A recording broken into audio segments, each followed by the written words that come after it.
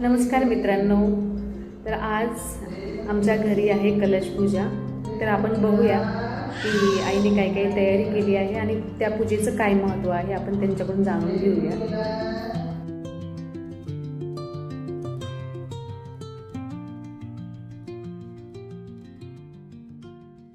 मी आज कलश पूजा करणार आहे. घरात गृहप्रवेश केला, त्यामुळे मी सगळी मांडणी करून घेतली आधी. नंतर आम्ही गृहप्रवेश करून आणि कलश मांडून देणार आहे. कलश का मांडायचा? कारण की आमच्या वास्तुशांतीला थोडासा वेळ आहे पूजा करायला, म्हणून आम्ही तो कलश मांडून राहिलो. कलश 1.25 महिना ठेवला की त्याच्यानंतर पाणी बदलून परत अजून वाढवला तरी आपल्या याच्यानुसार, समजा वेळेनुसार. आम्हाला आता सध्या वेळ नव्हती, घरात राहायला यायचं होतं, त्याच्यासाठी आम्ही कलश मांडून देणार आहेत. कलश तयार करून ठेवलेला आहे. त्याच्यामध्ये सुपारी, 1 रुपया, हळकुंड, परत त्याच्यामध्ये अक्षदा, हळद, कुंकू सगळं टाकून कलश तयार करून ठेवला मी. आता सगळी पूजा, गणपतीची, दिव्याची पूजा, आमचे घरचे देव सगळ्यांची पूजा करून घंट्याची पूजा केली, नमस्कार केला. परत आता दिव्याची पूजा झाल्यानंतर आम्ही सुपारीची पूजा करून घेतली.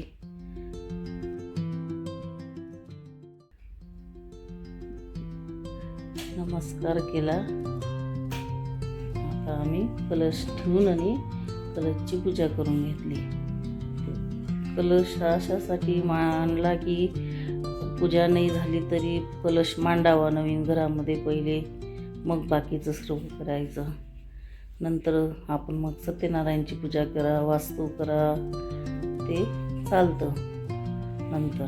पण कलश हा धनधान्य संपदा देणारा आपला कलश हा सगळ्यात पहिले मानला जातो, म्हणून आम्ही कलश पूजा करून घेतली. नंतर मग आम्ही हार, फूल, वाहिले, हळद, कुंकू, अक्षदा, फळ ठेवले.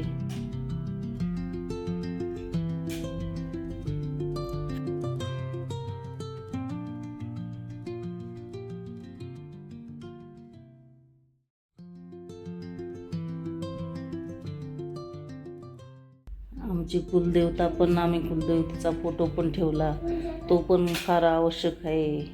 कलश हा कुलदेवतेचाच असतो. चिराई माता ही आमची कुलदेवता आहे.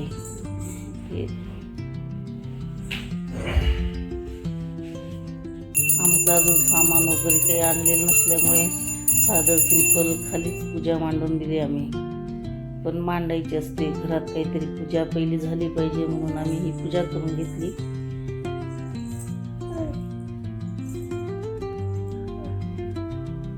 फळांचा नैवेद्य दाखवला. नंतर आम्ही पेढ्यांचा नैवेद्य दाखवला.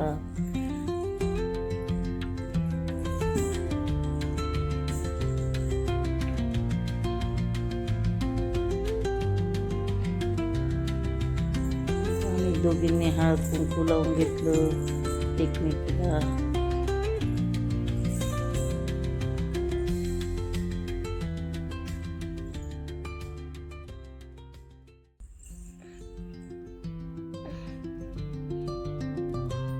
त्याच्यानंतर मी आरती केली.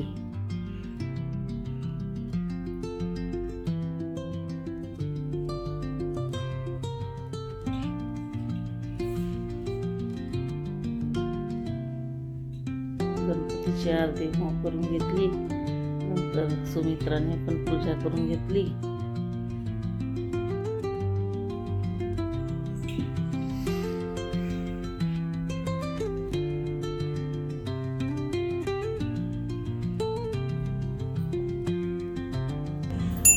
केली आम्ही कलशची पूजा.